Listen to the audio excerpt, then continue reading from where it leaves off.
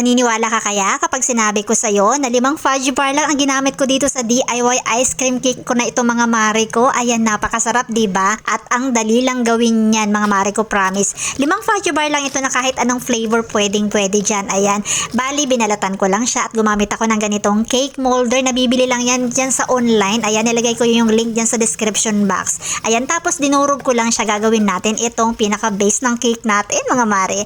Tapos ngayon nagpalamig naman ako dito ng all-purpose cream. Kahit anong brand pwede, okay?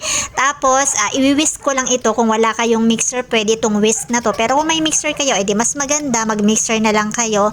Tapos, sinalo-halo ko lang yan dyan ng ganyan para medyo dumami siya ng konti. Ayan, pag ganyan na nga, maglalagay na rin ako ng pinalamig ko rin na condensed milk. Kalahating lata lang ha, kalahati lang. Tapos, i-whisk ko lang din siya hanggang sa medyo mag-volume din siya or dumami siya. Ayan.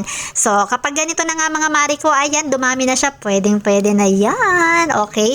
And the next step naman ay ilalagay na natin ito as first layer ng ating cake. O, diba? Walang flavor yan mga mare ko. And then, ipa-flatten lang natin yan. Ikakalat lang natin. Ayan. Yan na yung first base natin. It ay first layer. Yung second layer natin ay lalagyan natin siya ng kape. Yung ano natin mga mare ko, yung ice cream. Yan, lalagyan natin yan ng flavor. Gumamit ako dyan ng kape. Bahala na kayo kung anong kape ang gusto nyo ha. Kung anong flavor, bahala na kayo. Basta kape ang ginamit ko dyan. Ayan, tapos sinalo-halo ko lang siya. Ito yung magiging second layer ng ating cake. O, diba? Bonggang-bongga. Ayan. Tapos mga mare ko, pag ganito na nga na medyo nag-ano na yung flavor niya, nagpantay na siya. Ayan, pwede na yan. O, diba?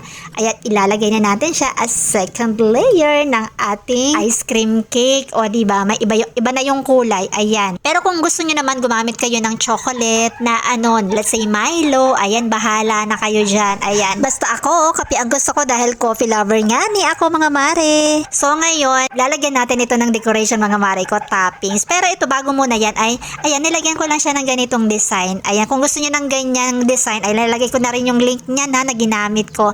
Tapos, bumili ako sa sari-sari store ng ganito. Ayan. O, tapos, ganito. Basta kayo, bahala na kayo kung gusto niyo rin gamitin yung ganito. Pero, ang sarap mga mare ko. Pinalamig ko lang yan. Tapos, eto na, pinalamig ko siya sa freezer ng siguro 3 oras din yon. Ay, hanggang sa mag-set siya. Pero, ayan na nga. O, diba? Ang ganda talaga ng cake natin mga mare ko. Mukhang social, mukhang mamahalin. Pero, wag ka, napakamura ng mga sangkap niyan mga mare. At tingnan mo naman. Tara na nga mga mare ko. At hiwain na nga natin ito ng sabay-sabay na magkaalaman na. Para makita nyo kung ano itsura talaga nito kapag nahiwa na siya. O, diba hiwain natin ito.